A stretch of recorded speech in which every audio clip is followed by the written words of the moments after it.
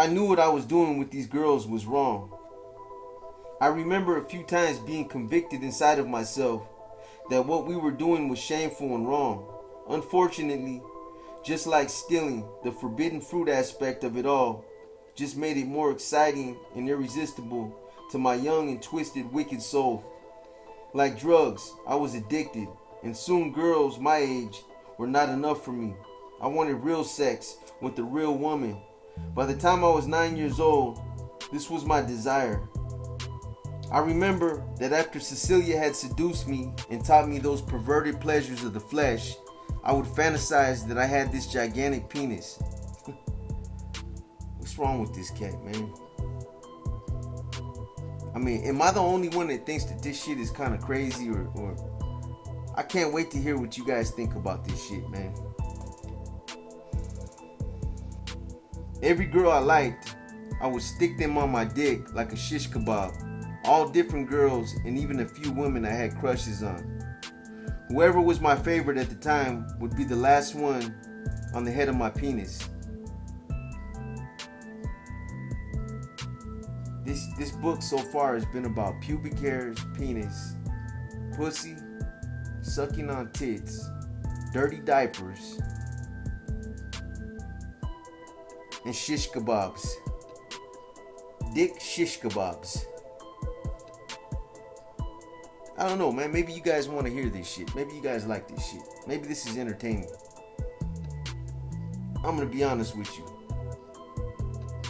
I'm having a hard time reading this shit, and I'm looking at the next paragraph, and this shit is fucking crazy. Whoever was my favorite at the time would be the last one on the head of my penis. Looking back over it all, I believe that between Cecilia's actual physical sexual seduction using my innocent young body and Cecilia's grandmother's witchcraft and fellatio of my young penis, they introduced a sexual demon in my loins.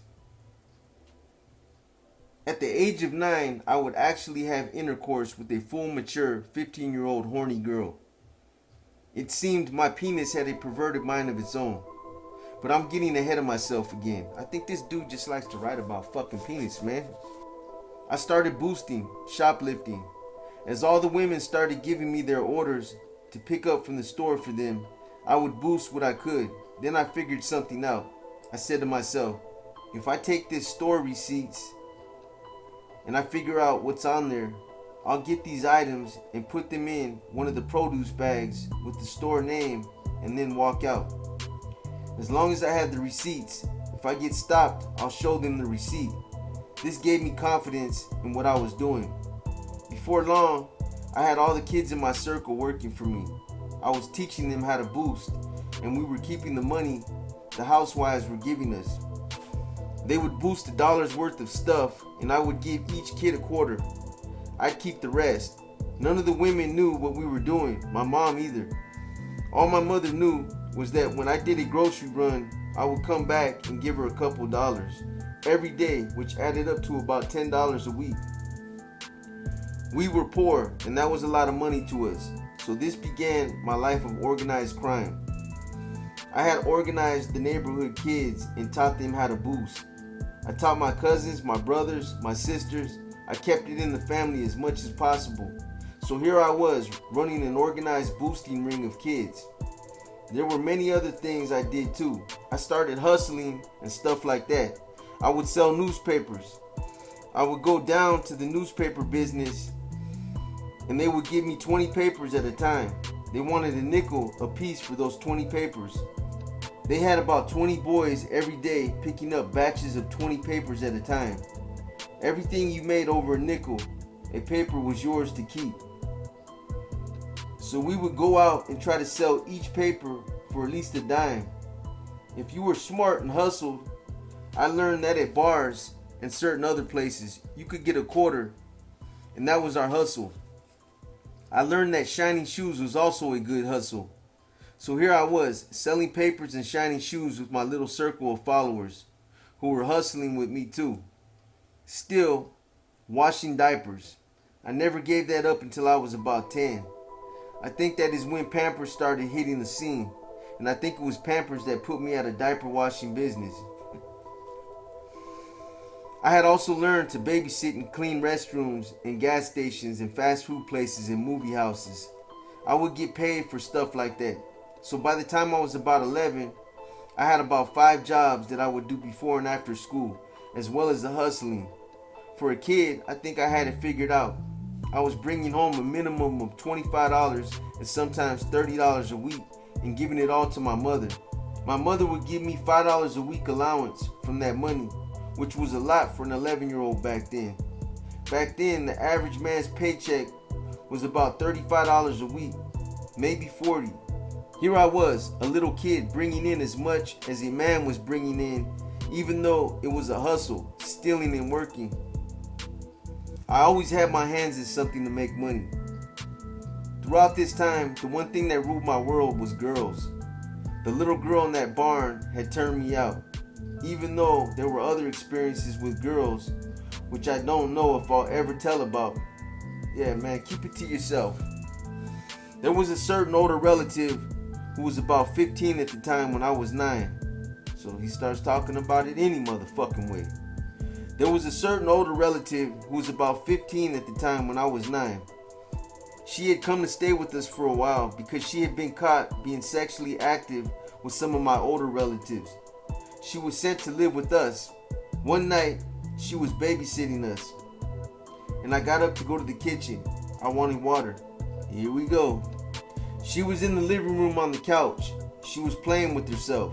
I remember she had big tits with big nipples, and there she was, masturbating and sucking on her breast.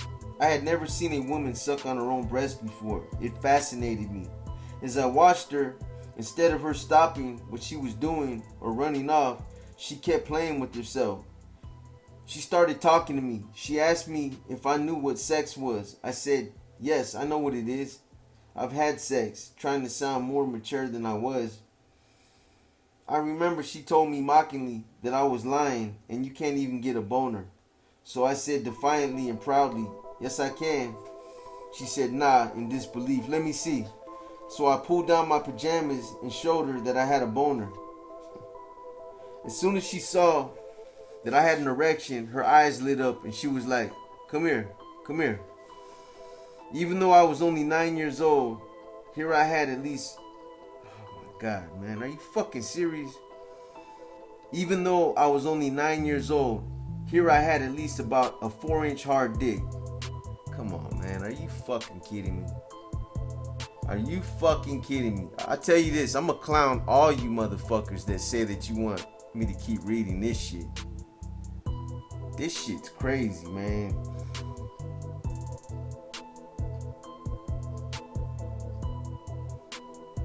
Oh boy. I can't wait to hear this shit. She asked me if I wanted to suck her nipples. Of course I did. So I did. She had tried to get me to kiss her and lick her pussy too. I balked, just as I had the first time Cecilia had tried to talk me into that. I said, no, that's where pee comes from. Then she took my penis in her mouth to show me how good it felt. And it did feel good. So I said, okay. I tried to use my mouth on her as she was instructing me to, but she smelled unpleasant. Oh my God. Then she took my penis in her mouth to show me how good it felt. And it did feel good. So I said, okay. I tried to use my mouth on her as she was instructing me, but she smelled unpleasant. Fuck. I didn't want to continue. She locked her thighs around my head and started pulling my head against her so tight I couldn't breathe. Finally, she let me go and settled with my just sticking my penis inside her, following her instructions of how to thrust my hips. We would go at it seemingly for hours until one night my mother came home early from work and almost caught us red-handed. There I was, a 9-year-old actually having sex with my penis in a red-hot pussy. Even though I could ejaculate. Come on, you guys.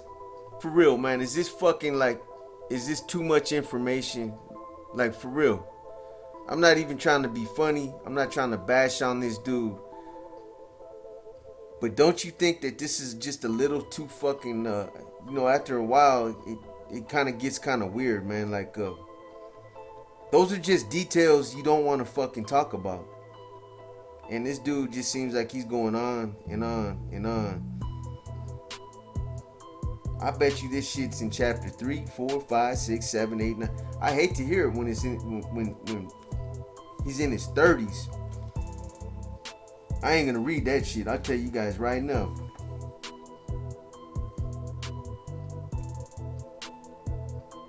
There I was, a 9-year-old actually having sex with my penis in a red hot pussy. Even though I couldn't ejaculate, I really enjoyed it. Throughout my whole young life, it was now always about girls, girls, girls, like the Elvis Presley song and movie Girls, Girls, Girls.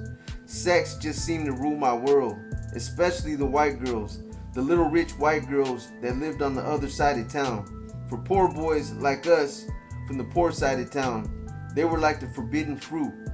For me, it was like, if I could just get them and I could get them naked and could do things to them, then I felt powerful. Even though I was this poor kid, I had rich white girls submitting to me. I was a pervert. Yes, I was a pervert. Yeah, we all know, man. A lot of the things I did to get my money were so that I could go wherever these girls were.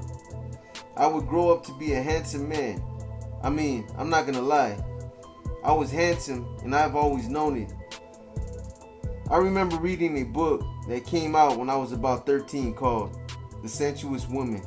It described everything that women like sexually. I was just a kid, but I did everything it said to do. The girls loved me, I'm telling you, the girls loved me. Junior high school. I was not like the typical kid, just trying to get his dick wet. I learned through that book that, hey, do this to a girl and you will get what you want. So I guess I was mature, you know? Is all this good? Is all this bad? I don't know.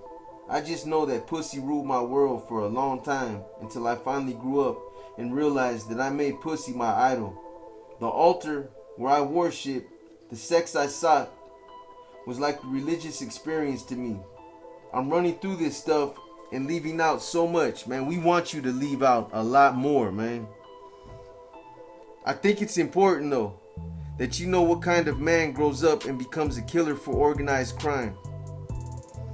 This is the kid I was. I never really grew up. This is why I became what I became, or what influenced what I became, I guess. I grew up learning you had to fight any man who stood in your way, and I used sex to dominate and conquer women. At first, everything was so good. I mean, I lived a good life until I was 6. It was so beautiful, so innocent, so nice, no problems, nothing. Then I started learning about all this other stuff. I moved to a labor camp, the ghetto. I learned that you had to be a good fighter. You had to fight. So I learned to fight, and I was a good fighter. I could fight. I would fight at the drop of a hat, and I would protect everybody around me. And so everybody liked me. Kids around me liked me. They would come to me. I guess I was kind of charismatic. I don't know. I would protect them and I would defend them. I hated bullies, so I always beat them up. There are so many stories about bullies I beat up in my life. I learned that you had to work hard. You had to hustle if you wanted things. I learned about sex. For me, I think the combination of violence and sex in life is what kind of formed me. I mean, can you imagine I started taking judo when I was 11? Karate, judo, boxing. Anything I could learn to do to fight better. Girls, I already told you, I love them. Older girls too. You know, as soon as I was old enough to start having sex with older girls, I was having sex with older girls. When I was 15, I was having sex with women. Who gives a fuck, man? The oldest women I ever had sex with was 63.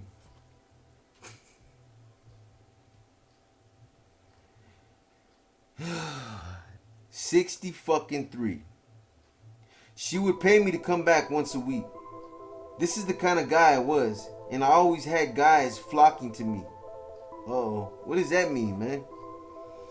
People were always around me, and I always taught them. I organized them, and I always had a group with me. I had followers. I taught them how to do crimes, taught them to fight. So, you know, that this is what I was growing up. I grew up in an era of Michael Corleone, The Godfather, and gangster movies.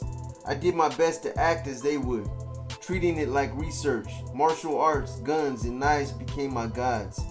I would sometimes have 3 or 4 of my guys surround me and attack me all at once, and I would defeat them all. I think you're full of yourself, buddy. I practiced with handguns so that I could shoot birds out of the air.